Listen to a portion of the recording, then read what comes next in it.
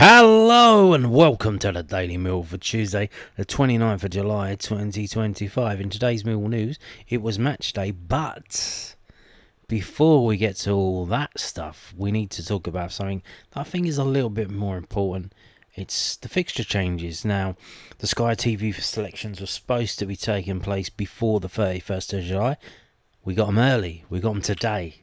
We got the fixture changes by Sky and Sky Plus from October to January today. So this is from millfc.co.uk. Further fixture movement for Millwall. 4 of Millwall's matches between 18th of October 2025 and 10th of January 2026 have been rescheduled. Despite these changes, of the 10 home fixtures that were originally scheduled for 3 p.m. between the start of the season and January 10th, 7 remain unchanged. So there you go. They're telling you don't spit the dummy out. Preston North End's trip to SC16 will kick off at 12:30 p.m. on Saturday the 8th of November. This match will be shown on Sky Sports Plus. So that's one home game changed already. Move forward. Obviously, a lot of people complaining about this. They can't really make these early kickoffs. They have, they've got training with their kids and stuff, football training for their kids and stuff, other stuff like that. Not really, or they have to, they live a long way away. It takes them a long way to get in. Can't do these 12:30 kickoffs. And that's a lot of people saying, they're not going to renew their season tickets. Well, we got another one. We have now, we will now host Sheffield Wednesday at the Den on Wednesday the 26th of November 2025 rather than Tuesday the 25th of November due to the visitors' fixture against Sheffield United being moved for Sky coverage. This match will kick off at 7:45 p.m. So again, another change for us at the Den for a season ticket holder. Another change to go from Tuesday night to Wednesday night. And that match will be on Sky Sports Plus, as all matches midweek are on Sky Sports Plus. Now, our trip to Ewood Park's an away game. So this doesn't affect season ticket holders. On Saturday the 20th of December has also been selected for Sky Sports coverage and will now kick off at 12:30 p.m. So this is the last game before Christmas. So an early kickoff. Unfortunately, a lot of people, maybe some people, office people, they'll be on their Christmas holidays and, they want to go to this game before they maybe go somewhere else. The game is kicking off early.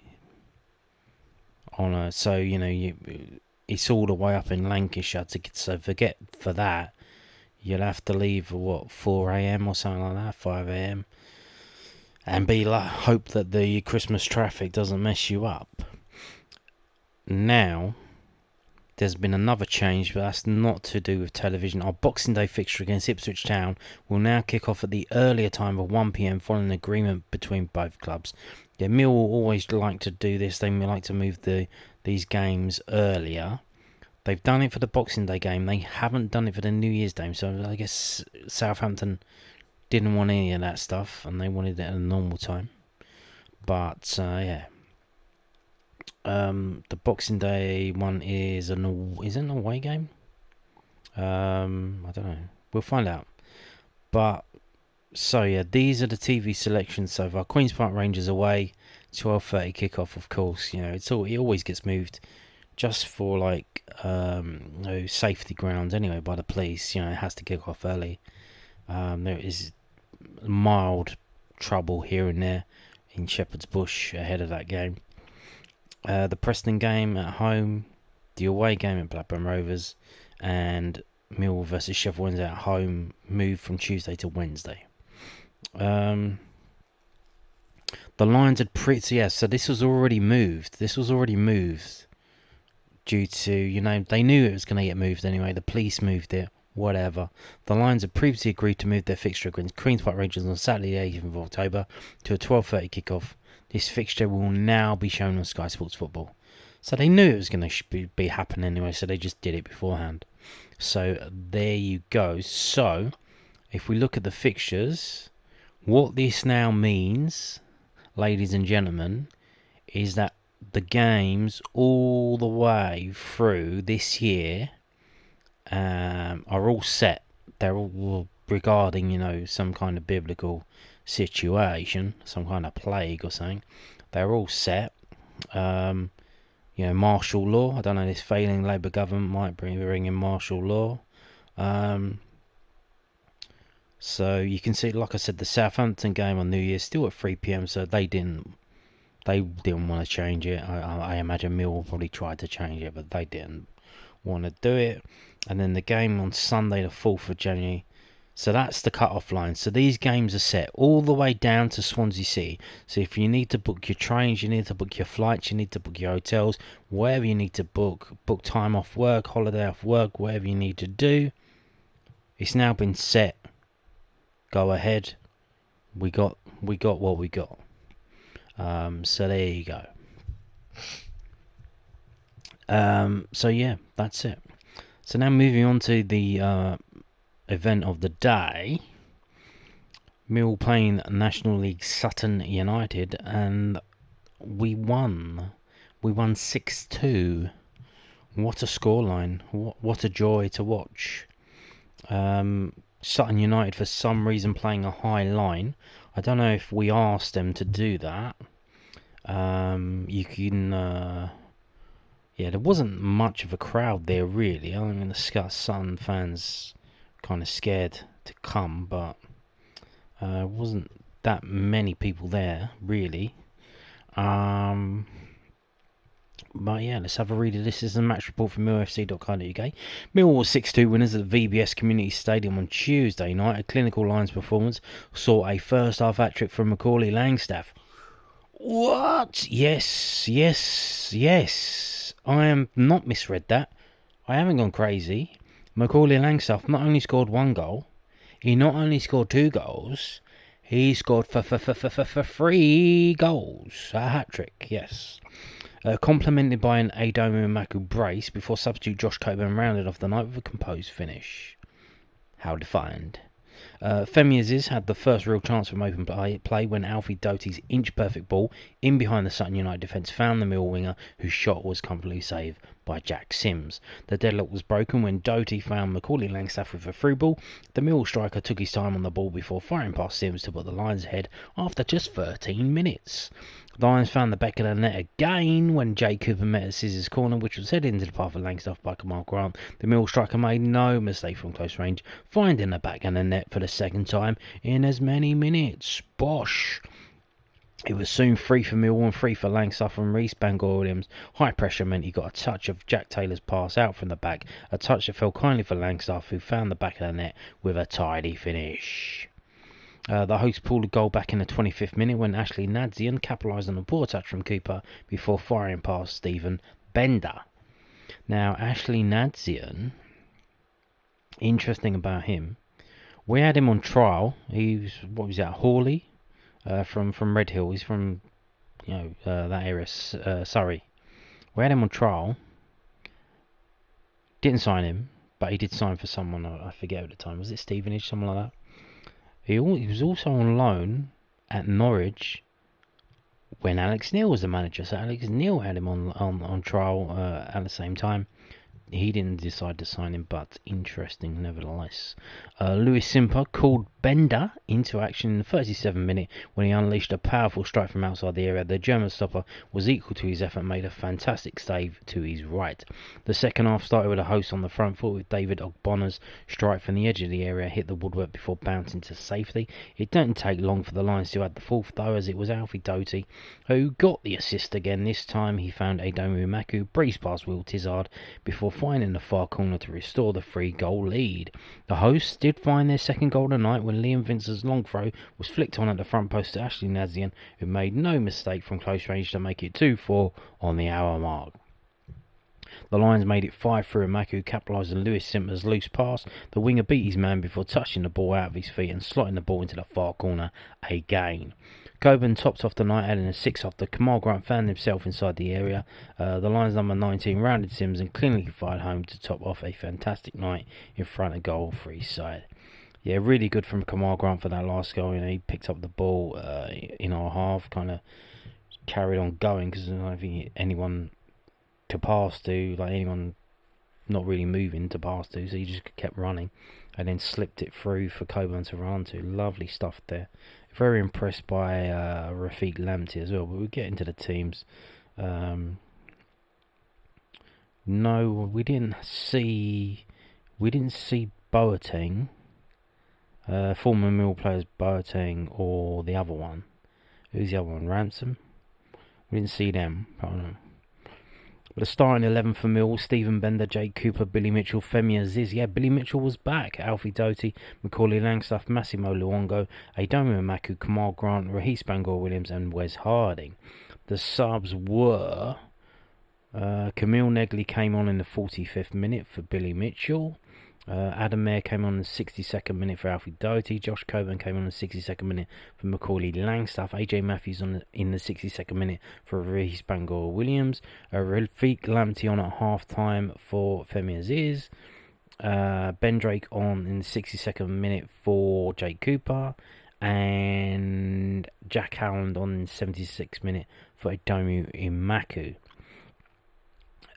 Interesting stuff. Interesting. Massimo Longo Bender played 90 minutes, even though we had two goalkeepers on the bench. Very, very impressive stuff by Mill. Like I said, Sutton United trying to play offside. I don't know if we asked them to play offside or they were testing out their offside against us, but they got absolutely punished for doing that. Balls over the top, balls through them, that kind of thing. And we did punish them. And I'll tell you now, if any team in the Championship tries to play that high line against us, they are going to get smacked down, I'll tell you now. Very impressed by Rafiq Lamptey when he came on. Very impressed at all. The unused subs, I probably should mention them, even though if you can see them on the screen. Max Kukom unused, George Evans, Benicio Baker, and Alfie Massey. What else? Now, some people saying, the two goals that we conceded, a bit sloppy, kind of goal mouth scrambles to have an effect, much like the Bromley goal. And so then you would probably look at the goalkeeper, and obviously the goalkeeper's new, so I think he's got enough confidence or integration into the squad to tell everyone to fuck off out of the way so he's come and get the ball. But he did make some good saves. You assume he's going to be the number one because they kept him on, but maybe not. Maybe they're going to give Max Kukom a go in the next game against Estoril. We'll wait to see. Obviously, this was a National League team, but we did score 6 goals. And I will say, obviously, Macaulay Langstaff scored the hat-trick, scored 3 goals. And, some cruel people saying, this is his level. And to be fair, this was his level. He smashed goals in at this level, smashed goals in at League 2. And he made a big, big jump from League 2 to the Championship, and he's, scored 1 goal. So, yeah.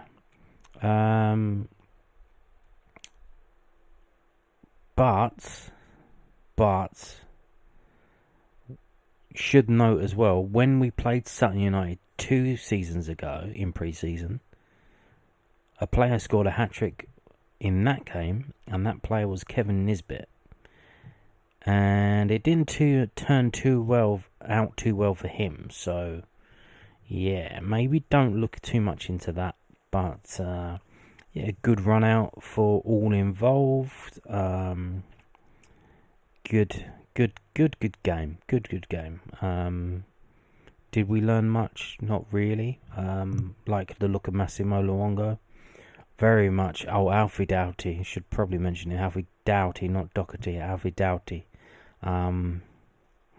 Very impressive. Straight off the bat. Put some very decent balls in for people to run onto. Very impressive. Very, very impressive. So, yes. There you go. Now, as mentioned yesterday, when this game was being played, there was a game being played over the other side of London, Greater London. At is it still called Underhill? They moved from there. No, it's the Hive, innit? Yeah. We're playing Newport County because they beat Barnet in a shootout. Barnet were losing 2-0 going into the 90th minute, and it went to penalties because Barnet somehow scored 2 goals in the last 2 minutes of the game. They scored in like the 98th minute and the 99th minute. Just insane. And as is the way with the Carabao Cup this season, it was last season, straight to penalties. No extra time, none of that shit. Straight to penalties. And they go to the penalties, and they end up losing. Barnet do. Newport win. So we have to go away to Newport. In goal for Barnet, this was on bbc.co.uk this morning, they signed former Millwall keeper Joe Wright, who got released, 2 seasons ago? Not this summer, last summer. He played last season at Eastbourne Borough, and they signed him. They announced it today, and they've thrown him straight into the game. I don't know if he's going to be their goalkeeper in League 2, or they just gave him this cup game to play. But yeah, so Barnet have signed former Millwall goalkeeper Joe Wright on a free transfer. Wright, 24, joins the League 2 side after leaving Eastbourne Borough, who he helped finish third in the National League South and reached the playoff semi-finals last season. That is notable because in that division they have playoff quarterfinals. So they won a playoff game and got to the playoff semi-finals. That's why that's notable. It's not just your league position that gets you there. He came through Millwall's academy and loan spells at the likes of non-league duo Cray Wanderers and Bath City. He also spent time on a loan at League 2 Salford City before joining the Irish club Galway United in January 2024 and then Eastbourne last summer. So yeah, and then they got some quotes. They just won promotion back to League 2 after winning the National League title last season. So yeah, I mean, fantastic stuff, And this is what you need to do. If you want to get back into the league, you need to go to a non-league team that you will play at. You need to go somewhere where you will play. If you play, you'll improve, you'll get better, and then you'll get an opportunity, which are hard to come by. But he has given an opportunity. He did save the first penalty in the penalty kicks, but I think there was one of the goals against him in normal time, the 2-0. When it was 2-0, was a bit of a looper, he probably could have done better. He got from the halfway line, he scored against him, so yeah, still a work in progress. But we won't be playing him in our Carabao Cup first round game. We will be playing Newport County, and that's away, and find out when that is, whether that's going to be on the Tuesday or the Wednesday. Don't know, or how much the tickets cost and when they'll go on sale. Now, moving on to this from southernnews.co.uk, they got an interview with Ryan Leonard. Mill's Ryan Leonard on why he's optimistic ahead of the new season, Alex Neil's tactical work in pre-season, and which new signing impressed with their musical talent. Was it Bender? Was he blowing his horn? Ryan Leonard hopes Millwall can carry their strong finish from last season into the upcoming campaign. The Lions won 5 games in 6 as they reeled in the playoff chasing pack before falling just short on the final day of the season away at Burnley, losing 3-1 at Turf Moor. As a result, Millwall finished just 2 points outside the top 6 after being dangerously close to being dragged into a relegation battle when Alex Neil was appointed Lions boss on December the 30th, 2024. When asked by News at 10 if he was optimistic heading into the season, Millwall's vice-captain Leonard said, "Yeah, of course, you have to be. It's a season where we want to build on last year. We ended the season really strongly last year, and we obviously just missed out.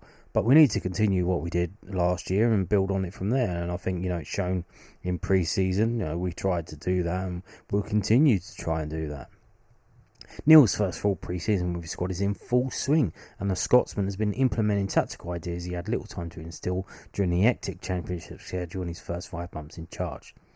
Arla Gaffer's big on shape. He's big on how we want to play and we've been working really hard on that, and we've been doing a lot of stuff to work on how we can hurt the opposition, and I think it's shown in pre-season. We scored some really good goals, and we've been good at the back so far as well, so it's been a really enjoyable pre-season.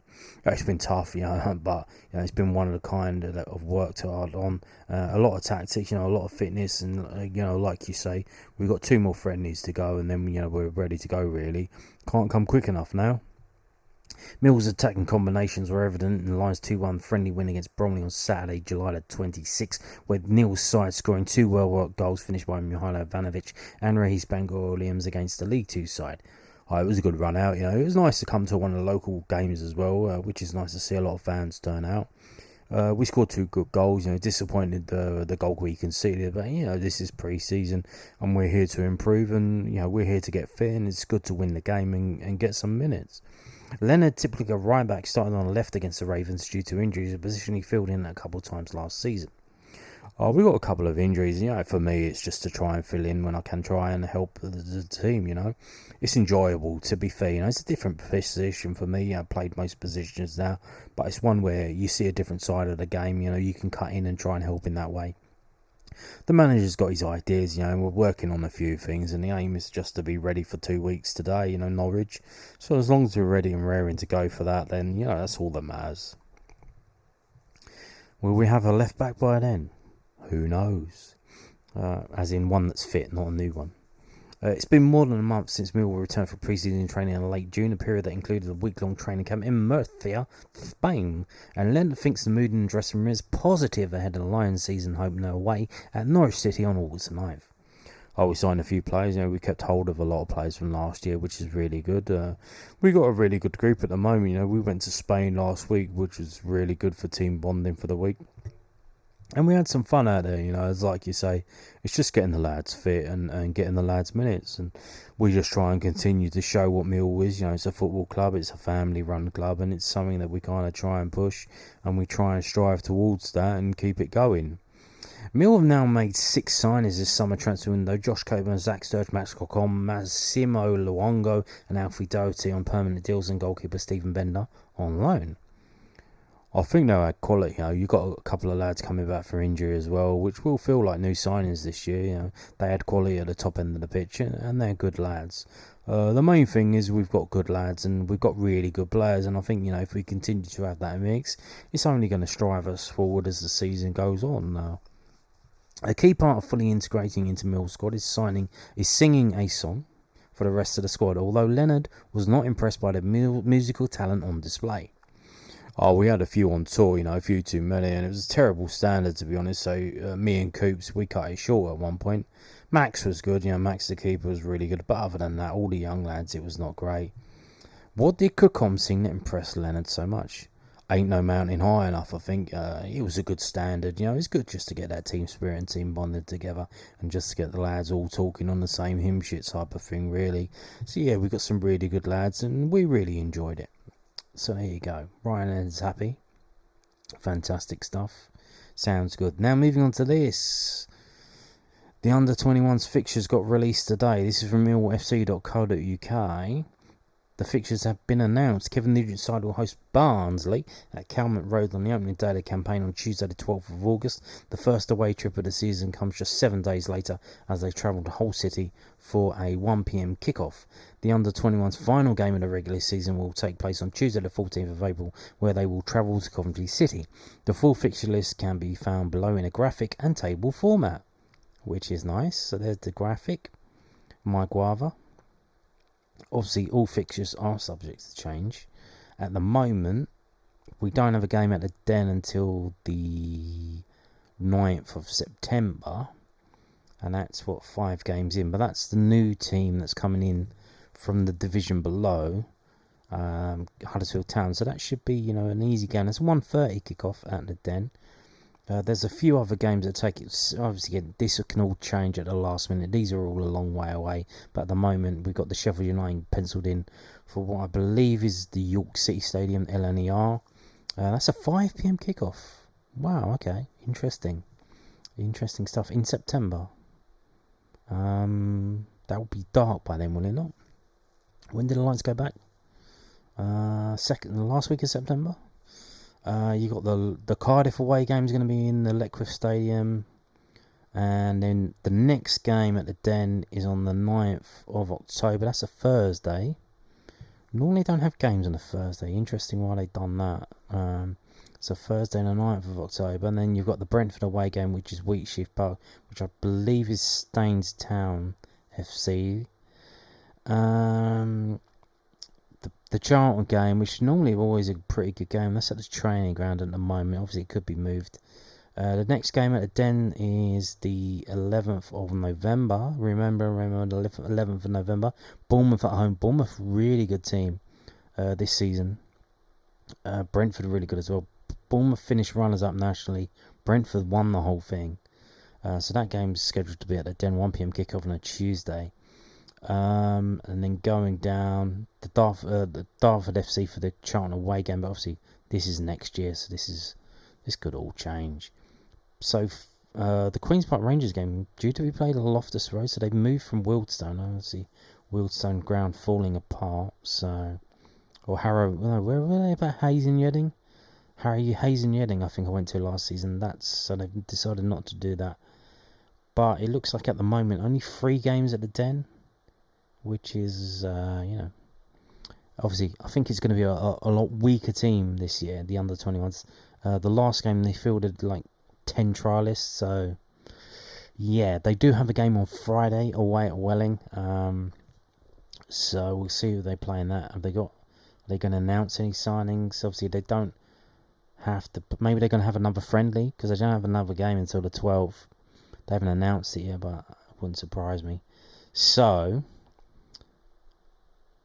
I brought this page up before, and it seems to have changed. They've edited it. So I don't know if someone's showed them and said, hey, this is wrong. Someone's seen the channel and told them. I think the guy got confused between the Premier League 2 and the Professional Development League 2. Because when I made a video about this, it was in the video. It didn't make any sense. And just to recap, if you missed it, what this guy said, because they've changed the Premier League 2 format in that it's like the Champions League now, in that there's a whole league of every team, not North and South, home and away. Not this league, the Premier League 2, which is the Arsenals, your Chelseas, etc., all those teams. And they play certain fixtures, and then the top 16 go through to a knockout. This guy confused this with the thing. So again, I think he got this wrong. But it wasn't the same. He said it was different. It was supposed to be the top 8 teams in this league, but he got it wrong. So I think he's changed it. So I think it's the same as it was last season. We have 2 less teams. 3 teams have gone, and 1 team has joined. Huddersfield have come up from Category 3. Birmingham have gone up to Category 1. Burnley have gone up to Category 1. Ipswich have gone up to Category 1. So 3 teams have gone, 1 has joined, so that's 2 less teams. So we play less games.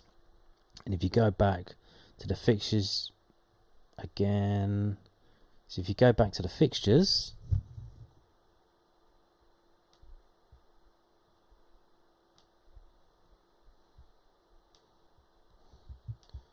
man, what the fuck? Okay, so if you go back to the fixtures, you can see normally the season ends the first week of May. It ends the second week of April. So the season does finish earlier because there's fewer teams.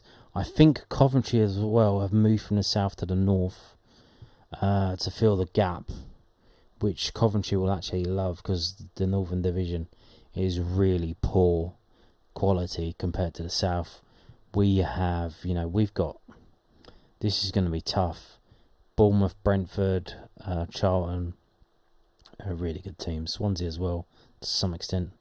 It's not going to be easy. So, yeah.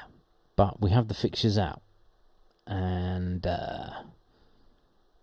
we're not going to get a home game until the 9th of September. So, there you go. Now, gonna finish up the video by talking about a situation in the Championship that I don't really cover other teams. It's not really what I do, but this could affect Millwall to some extent. And this is from BBC.co.uk. It's a roundup on what's happened to Sheffield Wednesday. If you didn't know, they're forcing the guy that owns the club to sell the club, which means no one wants to pay the price that he wants for the club because they forced him to sell, which has basically created a distressed asset. Why would I pay full price for something that you're forced to sell? I know you're forced to sell, so why would I pay full price? I'm just going to give you a shit offer and you can take it or leave it. And obviously the guy's upset about that. He's like, well, I'm not going to take it. I'm going to leave it. The trouble is he's not paying. He's paying people late. He's paying them, but he's paying them late. So apparently on Thursday, so I think at the end of the month, we're going to see, is he gonna pay the wages again, or is he going to miss it again? And, unfortunately, this is kind of too late because it's too close to the season. And I don't think the people at the EFL have got the balls to do what they probably should do if the guy's late with the payments again. So we could have a situation where Sheffield Wednesday start playing the Championship and then they end up getting kicked out, which is not beyond the realms. And if that happens, the results won't really count. But yeah, they got no manager, unpaid wages and a closed stand. Yeah, this is a new thing today that I just saw, which prompted me to talk about a closed stand. It's not the away stand, it's another stand. But I don't know how that's going to affect how many tickets we get. Or, you imagine like the safety advisory group, Millwall fans going to the stadium. Are they going to be happy with the numbers that we want to bring? So let's have a read of this. I don't know if I'm going to read the whole thing. I'll just skip parts of it. So with 10 days until the start of the new Championship season, the departure of manager Danny Roll and the closure of the North Stand at Hillsborough are the latest developments in the chaotic summer for Sheffield Wednesday. Wages have gone unpaid. The local MB described the club as being held hostage by the owner, and now some fans are fearing the worst for their club. BBC Sport takes an in-depth look at the situation. How has it come to this? Sheffield Wednesday are run by owner Chansiri, have had cash flow issues for some time. There's been no official explanation by Chansiri on what has led to the problem, but things have escalated this summer. The club has gone from delayed payments to His Majesty's Revenue and Customs in 23 and 24 to players and coaches and staff now not being paid on time in both May and June. It's believed that July's payment is due on Thursday.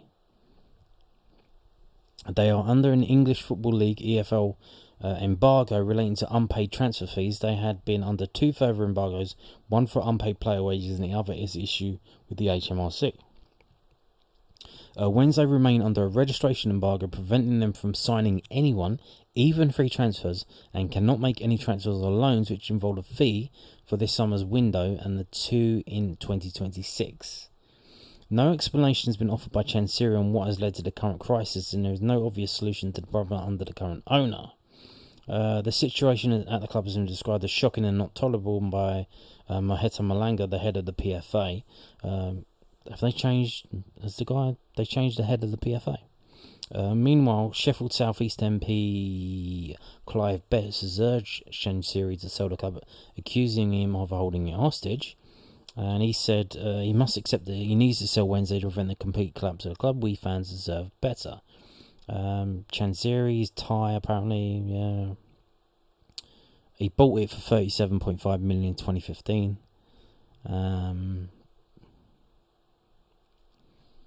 Okay, what's the latest? This is what we care about. What's going on this season? On Tuesday, that's today, it was announced Sheffield Wednesday boss Roll has left the club by mutual consent less than 2 weeks before the new season begins. Roll had looked set to leave at the start of the summer when he did not return to take pre-season training, but he came back in early July and had been planning for the Howls' first game against Leicester. However, things remained unsustainable with no takeover at the club, and now the parties have mutually parted. is expected Henrik Pedersen, the role as assistant manager, will take control of the first team. The squad is threadbare, with both Akin Famiwo and Callum Patterson leaving the club on free transfers this week to join Hull City and MK Dons, respectively. The Owls have already had to sell Dejedi Gassami for a discounted price to Rangers, and Anthony Musaba left for Samsung Sport.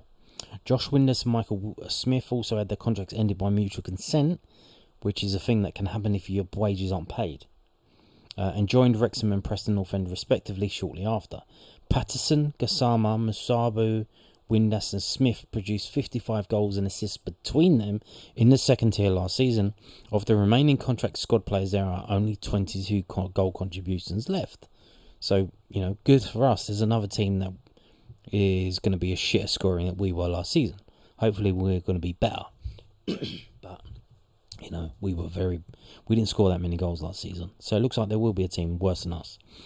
Captain Barry Banner remains out of contract. It's unclear if he will return, although he's been training with the squad. Yeah, he doesn't have a contract. I don't know. I think because there is a consortium trying to sign the club. I don't know how close the deal is to being done, but I think he's training with the hope that they take over at some point before the transfer window closes. And obviously, if he's a free agent, he can just sign for anyone anyway. This week it was revealed Sheffield City Council has issued a prohibition notice for Hillsborough Stadium in respect of the North Stand. It prevents spectators from entering the stand until specified work to resolve the issue has been completed. Don't know what that is. This comes after two recent safety advisory group meetings where the club was told they would not receive a safety certificate for the North Stand without work taking place. The club say they continue to work with the safety advisory group to satisfy their concerns. That additional information is currently being obtained, and they will provide further updates at the earliest possible opportunity. If you were a builder, would you work for them? You'd have to have the money up front, wouldn't you? I won't fucking work for them on credit. It's unclear whether non-paying staff who suffered late payment of wages in May and June will be paid on time for July. An emergency fund helped some employees for the past 2 months, but sources the BBC have spoken to paint a distressing picture, with people unsure if they'll be able to pay their bills on time. So they haven't been paid. So it's saying they've suffered late payment of wages, so the wages have been paid. That sounds like the wages have been paid, just late. So they haven't been paid at all. So they're outstanding. They're not late. They're outstanding. This article's not very clear. Are they late or are they outstanding? BBC Radio Sheffield has requested interviews, but that hasn't happened. Potential bidders. So Chansiri has not publicly revealed what kind of offer he would be willing to accept for the club. He did reveal that he rejected an offer of 40 million. The owner has spent a considerable amount during his 10.5 years at Hillsborough and appears determined to ask for a bid that is well beyond what many consider to be market value. So unless his price demand comes down, it's hard to imagine anyone buying the club. No.